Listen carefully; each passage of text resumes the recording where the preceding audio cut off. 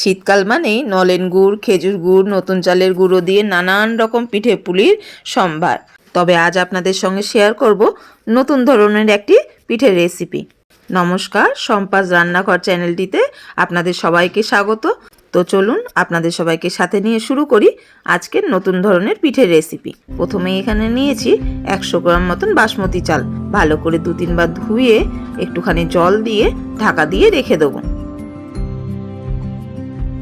এরপরে চলে যাব পরের পর্যায়ে।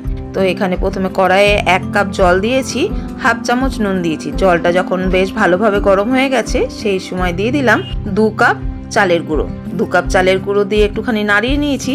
একটুখানি জলটা বেশি হয়েছিল, সেই জন্য আমি দিয়ে দিলাম আরও আধ কাপ মতন চালের গুঁড়ো।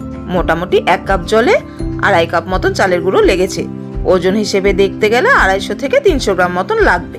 মোটামুটি খেয়াল রাখতে হবে এই চালের গুঁড়োর মিশ্রণটা যেন নরম না হয়ে যায়। ওদিকে চালের গুঁড়োর মিশ্রণটা একটু ঠান্ডা হতে থাক, আর পাশের গ্যাসেই বসিয়ে দিয়েছিলাম নারকেল কোড়া ছাই করতে। তো গুড় দিয়ে ভালো করে মাখিয়ে নিয়ে বেশ ভালো করে জাল দিয়ে ভালো মতন ঝরঝরা হয়ে এলে নামিয়ে নিতে হবে। ব্যাস, নারকেলের পুরটা রেডি হয়ে গেছে।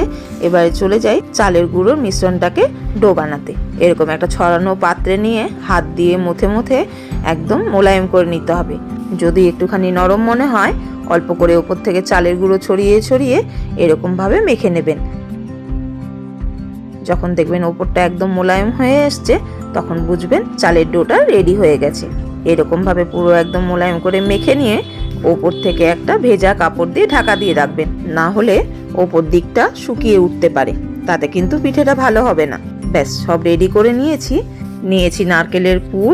আর যে বাসমতি চালটা ভিজিয়ে রেখেছিলাম সেটাকে একদম পুরো জল ঝরিয়ে একটা প্লেটে নিয়ে নিয়েছি।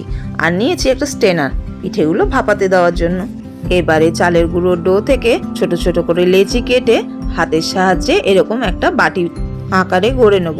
তার মধ্যে পুর দিয়ে হাতের সাহায্যে অল্প অল্প করে মুখটা একদম পুরো মুড়ে দিতে হবে। ঠিক দেখুন এইভাবে।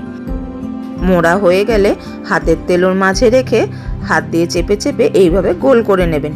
গোল করে নেওয়া হলে যে ভেজানো চালটা ছিল তার উপর দিয়ে ভালো করে মাখিয়ে নিন।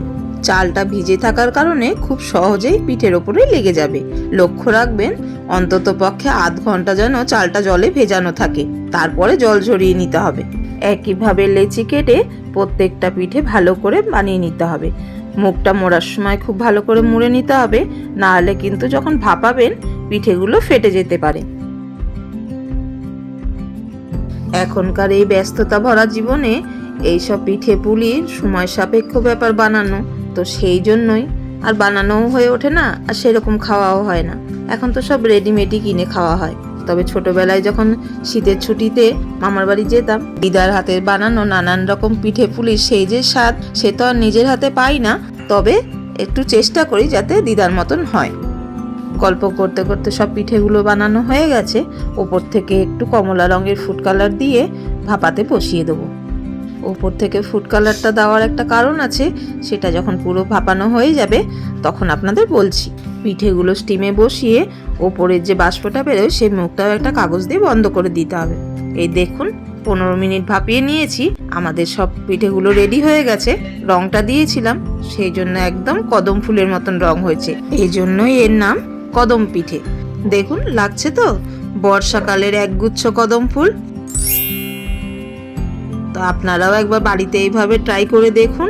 তো আজকের ভিডিওটি কেমন লাগলো কমেন্ট করে অবশ্যই জানাবেন, আর আমাদের চ্যানেলটিকে লাইক ও সাবস্ক্রাইব করে দেবেন।